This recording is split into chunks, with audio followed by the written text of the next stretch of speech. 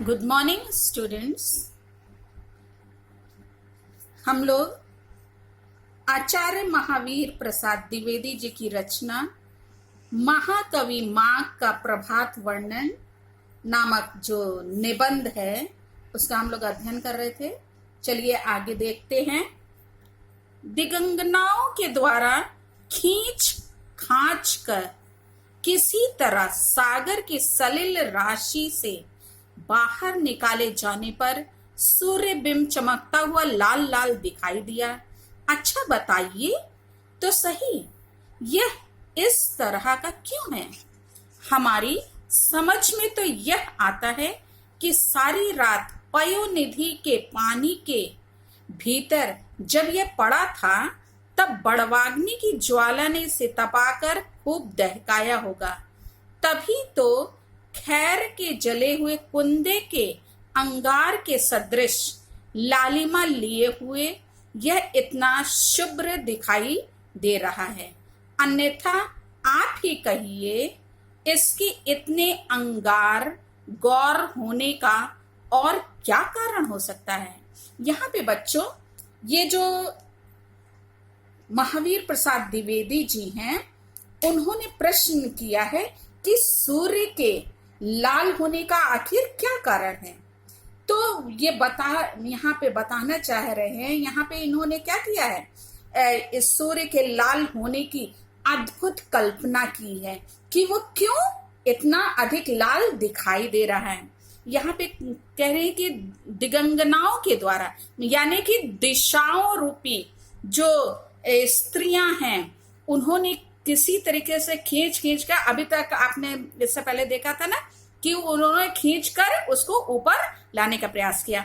तो वही लिखा है कि खींच खांच कर किसी तरह सागर की, या आकाश को क्या बताया, सागर बताया है, सागर की सलिल राशि से बाहर निकाले जाने पर, उस जल से, सागर के जल से क्या है, बाहर निकाले जाने पर सूर्य बिंब जो है, सूर्य जो है वो, उसका बिंब जो है वो कैसा दिखाई दे रहा है, चमचमाता हुआ लाल लाल दिखाई दे रहा, वो बता रहे। और क्यों लाल है? क्योंकि वो कह रहे रात भर पयोनिधि यानी समुद्र के पानी के भीतर, जो अभी हम लोग ने बड़वाग्नि को जाना था ना कि जो समुद्र में जो आग लग जाती है उसको क्या बोलते हैं, बड़वाग्नि बोलते हैं। तो लगता है कि उसी बड़वाग्नि ने जब ये डूब गया था, अस्त हो गया था सूर्य, तो उसी में वो क्या, उसको बड़वाग्नि ने खूब तपाया होगा, जिसके कारण वो क्या हो गया, इतना लाल हो गया है, चमकीला चमचमाता हुआ हो गया है।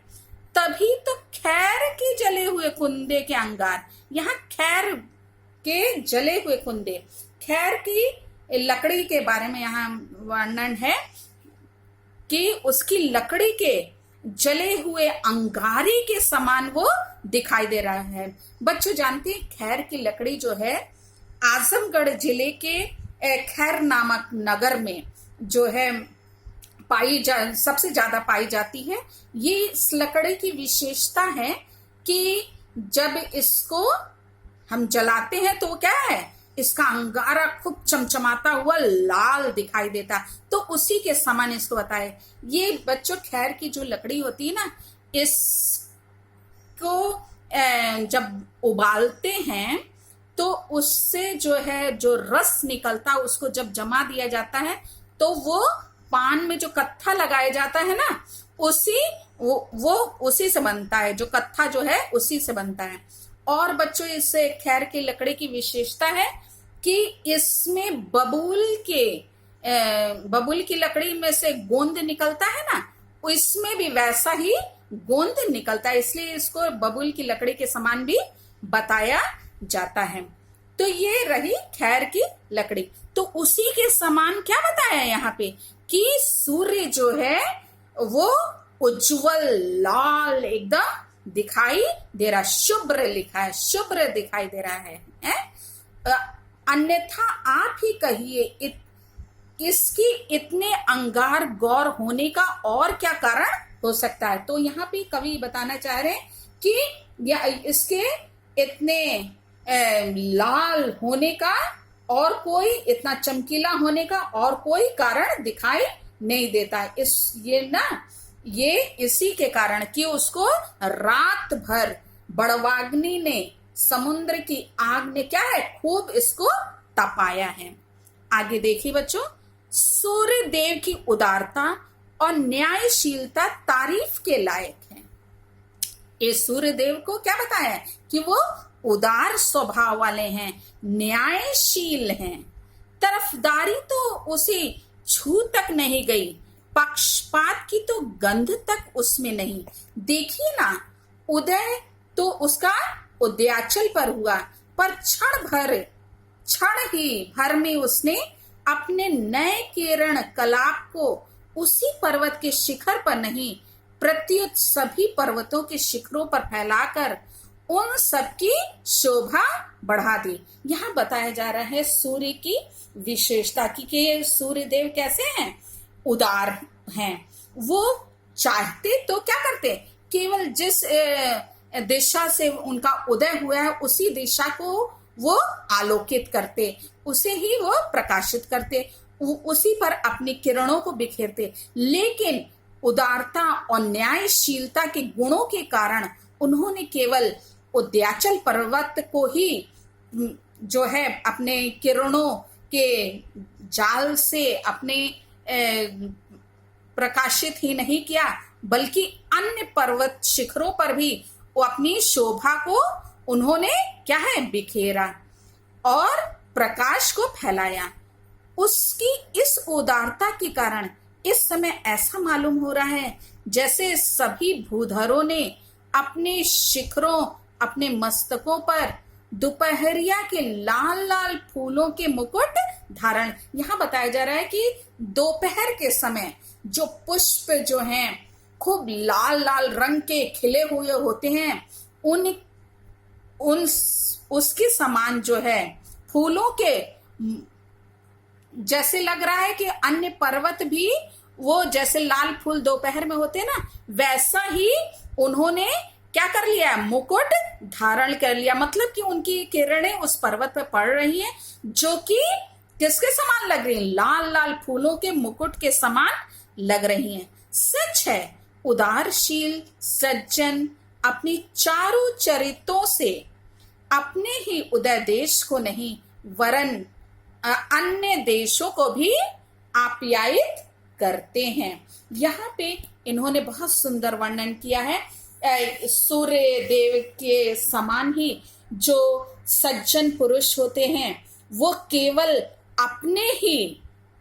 अपने उदार चरित्र के द्वारा, अपने अच्छे चरित्र के द्वारा, वो परोपकारी चरित्र के द्वारा ना केवल अपने निज स्थान को ही केवल लाभान्वित या शोभायमान नहीं करते, वरन साथ ही वो क्या करते हैं, दूसरे स्थानों के प्राणियों को भी समान भाव से कल्याण करते हैं। किसी भी प्रकार की भेदभाव पूर्ण भावना से सर्वथा वो क्या होते हैं, सदैव विरक्त रहते हैं। मतलब भेदभाव की भावना उनमें नहीं पाई जाती। वो जन जन का कल्याण करना ही उनका स्वभाव होता है। मतलब वो सब पे समान रूप से अपनी उदारता को दर्शाते हैं, अपने चरित्र से लोगों को, अपने कार्यों से लोगों को लाभान्वित करते हैं। इसका बहुत सुंदर यहाँ वर्णन किया है। देखिए बच्चों आगे क्या है, उदयाचल के शिखर पर आंगन से बाल सूर्य को खेलते हुए धीरे धीरे रेंगते देख पद्मिनियों को बड़ा प्रमोद हुआ। हाँ, यहाँ पे सूर्योदय के समय उदयाचल के शिखर पर से, पर्वतों पर से जब बाल सूर्य यानी कि अभी तुरंत उगा हुआ जो सूर्य है, जिसे बाल सूर्य बता रहे हैं यहाँ पे, तो बाल सूर्य क्या है, खेलते हुए धीरे धीरे रेंगते हुए अभी ऊपर की ओर आ रहा है।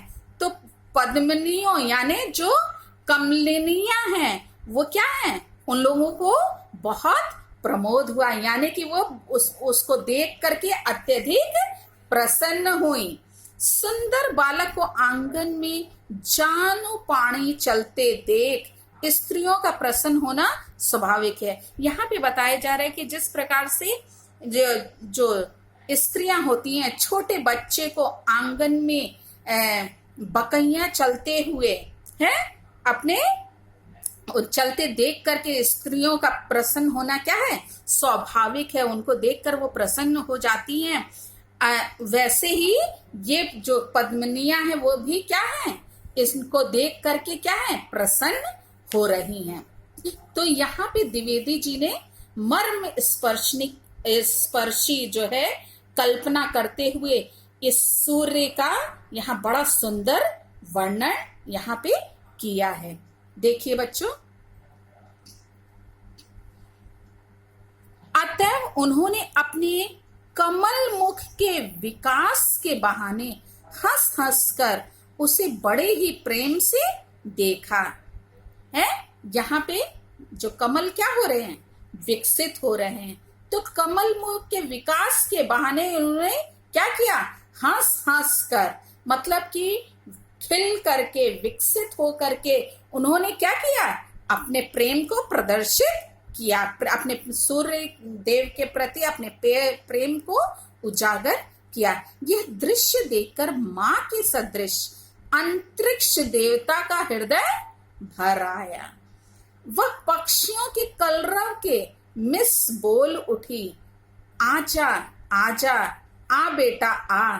फिर क्या था, बाल सूर्य बाल लीला करता हुआ झट अपने मृदुल कर फैलाकर, यानी अपने किरणों रूपी हाथों को फैला करके अंतरिक्ष की गोद में कूद गया।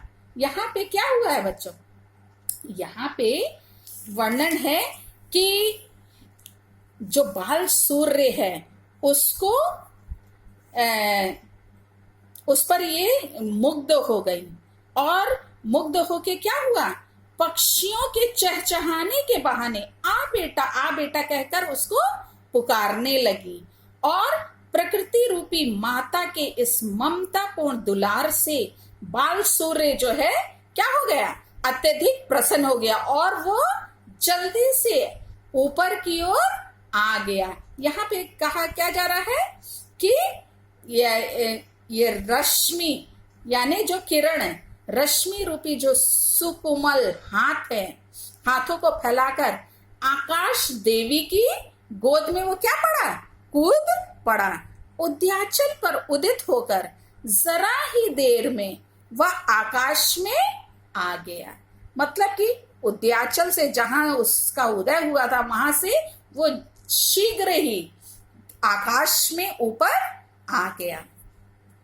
आगे देखिए बच्चों, आकाश में सूर्य के दिखाई देते ही नदियों ने विलक्षण ही रूप धारण कर लिया। हाँ, नदियों पर जब उसका प्रतिबिंब पड़ा, किरणें उस पर पड़ी, सूर्य के किरणें जब नदियों के ऊपर पर, तो उस नदियों ने क्या किया, विलक्षण ही रूप धारण कर लिया। कैसा रूप धारण कर लिया, देखें, दोनों तटों पर, मतलब दोनों किनारों पर नदी के या कगारों के बीच से बहते हुए जल पर सूर्य की लाल लाल प्रातःकालीन धूप जो पड़ी, तो वह जल परिपक्व मदिरा के रंग सदृश हो गया। मतलब कि पक्की दाख मधु मदिरा के रंग के समान हो गया। जैसे पक्की शराब जो होती है वो जिस रंग की होती है, उस रंग का ये नदी का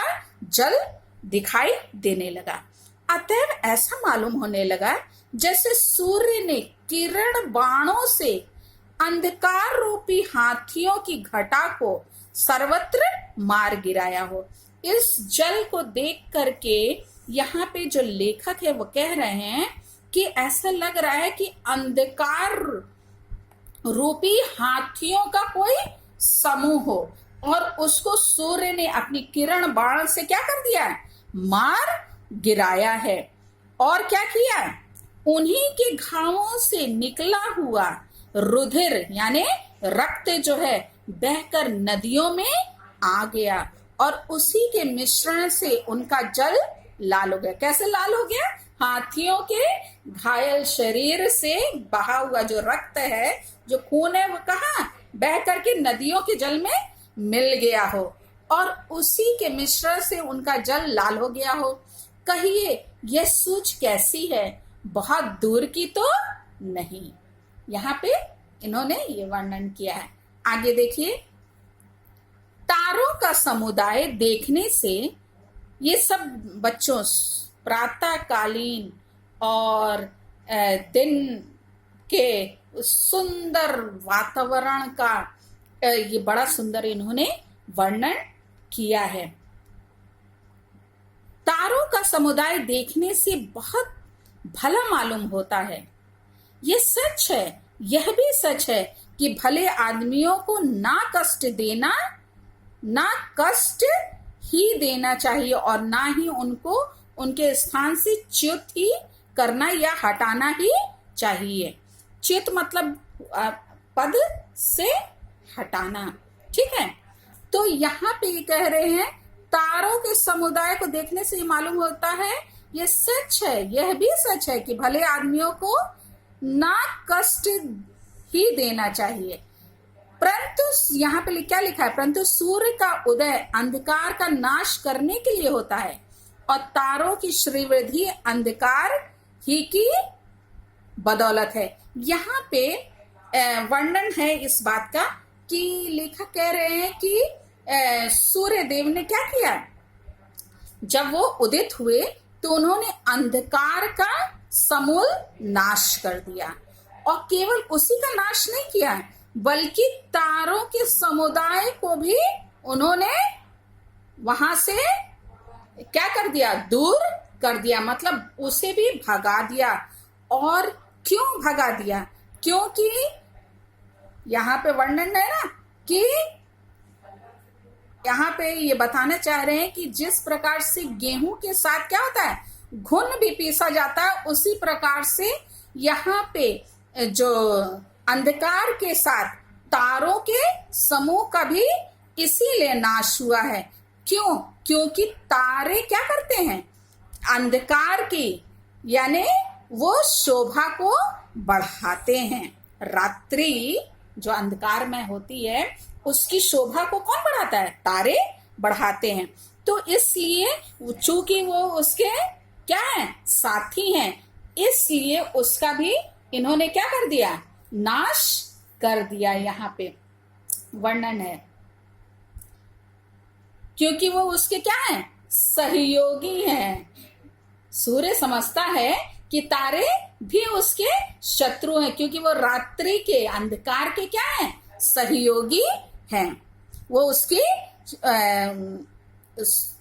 रात्रि में उसकी तारों की श्रीवृद्धि किससे होती है, अंधकार से ही होती है। यदि रोशनी में तारे रहे तो वो खूबसूरत नहीं दिखाई देते हैं, लेकिन वही अंधकार में क्या होते हैं, चमकते हैं। तो इसलिए वो उसके क्या हुए, सहयोगी हुए, इसलिए उसका भी उसने क्या कर दिया, नाश कर दिया। इसका वर्णन है उसे उनको भी जबरदस्ती निकाल बाहर करना पड़ा। बात यह है कि शत्रु की बदौलत ही जिन लोगों की संपत्ति और प्रभुता, जिन लोगों को संपत्ति और प्रभुता प्राप्त होती है उनको भी मार भगाना पड़ता है। हाँ, शत्रु की बदौलत क्या होता है, जिन लोगों को संपत्ति और प्रभुता प्राप्त होती है उनको भी मार भगाना पड़ता है। इसलिए उसने क्या किया, तारों को भी अंधकार के साथ ही भगा दिया। शत्रु के साथ ही उनका भी विनाश साधन करना ही पड़ता है, ना करने से भय का कारण बना ही रहता है। राजनीति यही कहती है, यहाँ पे क्या कह रहे हैं कि राजनीति यही कहती है कि क्या करना चाहिए, शत्रु का समूल नाश कर देना चाहिए। क्यों कर देना चाहिए, यदि हम उसका नाश नहीं करेंगे तो जो उनके साथ जो है लोग जो सहयोगी रहते हैं वो फिर से क्या होंगे, आप पर हमला कर सकते हैं। इसलिए क्या करना चाहिए, सर्वप्रथम बड़े शत्रु को पराजित करने के लिए छोटे शत्रु से सहयोग लो, तत्पश्चात क्या करो, छोटे शत्रुओं को भी समाप्त कर दो। यही कौन कहता है?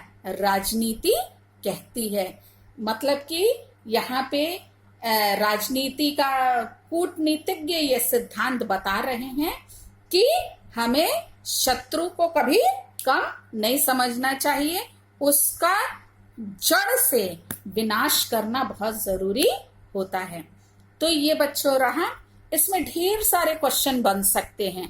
इस जो पैराग्राफ को हमने आपको आज पढ़ाया, जैसे ये पहला वाला शुरू का पैराग्राफ अभी हमने देखा था, इसमें बच्चों प्रश्न बन सकता है कि सूर्य के बिंब के चमकीला लाल होने का क्या कारण बताए, वो क्यों चमकीला लाल है।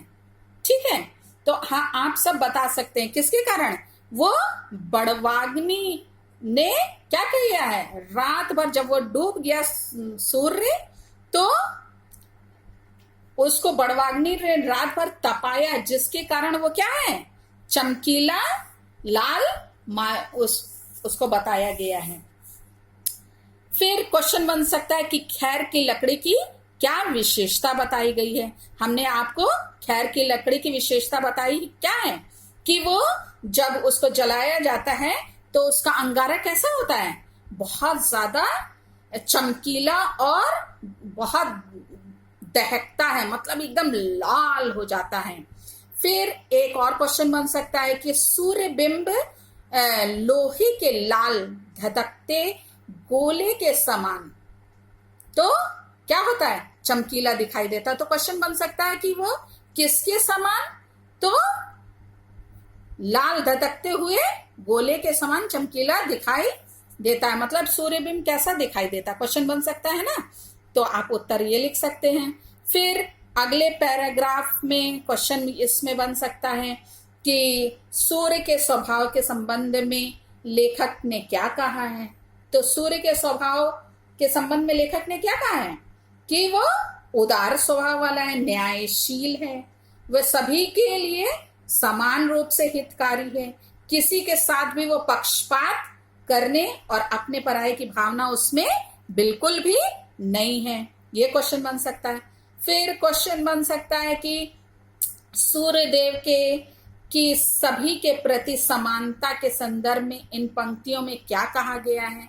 तो आप ये भी बता सकते हैं कि इसमें बताया गया है कि सूर्य देव सभी के प्रति समानता का भाव रखते हैं तथा सभी पर्वतों और सभी दिशाओं को अपने स्वर्णिम आलोक से वो क्या करते हैं, शोभायमान करते हैं। ऐसे करके ढेर सारे क्वेश्चन बनेंगे बच्चों। फिर नेक्स्ट पैराग्राफ में इसमें भी क्वेश्चन बन सकता है कि उदित होने के समय सूर्य किस प्रकार का प्रतीत होता है, कैसा मतलब दिखाई देता है। तो सूर्य जब उदित होता है तब वो क्या है, शिशु के समान प्रतीत होता है। धीरे धीरे वह उदयाचल के शिखर की ओर बढ़ता है तो ऐसा मालूम होता है मानो क्या है, उदयाचल रूपी आंगन में क्या है, क्रीड़ाएं कर रहा, खेल रहा है, खेलता हुआ दिखाई देता है। फिर है कमलिनियों को क्या देखकर आनंद प्राप्त हुआ, ये क्वेश्चन बन सकता है। तो क्या देखकर आनंद प्राप्त हुआ था बच्चों, उनको कि वो घुटनों के बल चलते हुए जब उनको देखती हैं तो जो महिलाएं हैं, घर की महिलाओं को, जैसे बच्चे छोटे बच्चे होते हैं ना, घुटनों के बल चलते हैं तो उनको देख करके महिलाओं को आनंद प्राप्त होता, उसी प्रकार प्रातःकालीन बाल सूर्य को उदयाचल के शिखर पर धीरे धीरे चलते हुए देखकर कमलिनियों को क्या होता है, परम आनंद प्राप्त होता है। ऐसे करके बच्चों ढेर क्वेश्चन बन जाएगा। तो इसी में से आप लोगों के आएगा। फिर अंधकार की तुलना किससे की गई है, तो अंधकार की तुलना किससे की गई थी,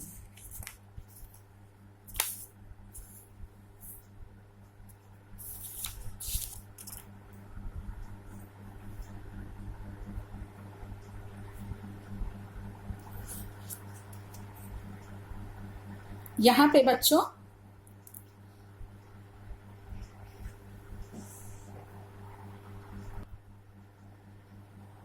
वो अंधकार की तुलना किससे की गई है? हाथियों की घटा से की गई है। फिर नदियों का जल किसके मिश्रण से लाल हो गया? ये क्वेश्चन बन सकता है। तो किससे लाल हो गया था? हाथियों के घावों से निकले हुए रक्त से लाल हो गया था। फिर बच्चों क्वेश्चन बन सकता है कि राजनीति क्या कहती है? राजनीति क्या कहती है? शत्रु के माध्यम से संपत्ति और प्रभुता प्राप्त करने वालों का विनाश न करने पर दुष्परिणाम यह होता है कि उनसे व्यक्ति को सदैव भय बना रहता है, कहीं भी शत्रु का प्रतिशोध लेने के लिए उद्धत ना हो जाएं। इसलिए राजनीति क्या कहती है कि शत्रु के साथ उनका भी विनाश साधन करना पड़ता है, जो शत्रु की बदौलत संपत्ति और प्रभुता प्राप्त करते हैं। तो ऐसे करके बच्चों ढेर सारे क्वेश्चन बन सकते हैं। जो हमने समझाया बच्चों, उसी में से छोटे छोटे क्वेश्चन बनेंगे। इसलिए आप वीडियो को क्या कीजिएगा, ध्यान से सुनिएगा उसको, और इस चैप्टर को भी आप पढ़िएगा बच्चों। इसमें से अभी हम क्वेश्चन कॉपी में नहीं लिखवा रहे हैं, ठीक है। जब हमें समय रहेगा तो हम कुछ महत्वपूर्ण क्वेश्चन को बाद में लिखवा देंगे। पहले कोर्स को हम लोग थोड़ा आगे बढ़ा लें, ठीक है बच्चों। जितना व्याकरण में हमने पढ़ाया है उसको बस आप अभी फेयर कॉपी में करके उसको लर्न करते चलिए, उसको इकट्ठा मत रखिएगा। और जो हमने जीवनी गद्य में और पद में दो दो चैप्टर हो गया, तो दोनों राइटर की जीवनी को साहित्यिक परिचय को आप अपनी फेयर कॉपी में लिख करके उसको लर्न कर लीजिए, क्योंकि एग्जाम में 5 नंबर का वो आता है। अभी बच्चों जब आप लोगों का फर्स्ट हाफ ईयरली होगा तो छोटे छोटे क्वेश्चन बनेंगे, ठीक है। तो जितना हम पढ़ा दे रहे हैं उस सब को आप पढ़िए, ये नहीं कि उसको एक जगह इकट्ठा करके रखिए, ठीक है। उसको आप रोज व्याकरण जो है अपने से आप पढ़िए, जितना हम करा दिए और जो नहीं भी कराए वो भी आप व्याकरण पढ़ के तैयार करके रखिए, ताकि एग्जाम जब हो तो आप उसको कर सके। क्योंकि पर्यायवाची है, अनेकार्थी है, और श्रुति संभिन्नार्थक शब्द है, मुहावरे हैं, लोकोक्तियां हैं। ये सब चीजें बच्चों एक एक चीज हम आपको लर्न तो करवा नहीं सकते हैं। यदि क्लास चलता तो हम जरूर आप लोगों को क्लास में दोहरवाते, बुलवाते, लेकिन ये अब आपको स्वयं करना है, ठीक है बच्चों। तो आप ये सब तैयार रखिए, क्योंकि इसी में से छोटे छोटे क्वेश्चन बनेंगे। और जो साहित्यिक हिंदी वाले बच्चे हैं वो लोग अपना जितना हम ग्रामर में पढ़ाए हैं वो सब लर्न करते चलिए। Thank you.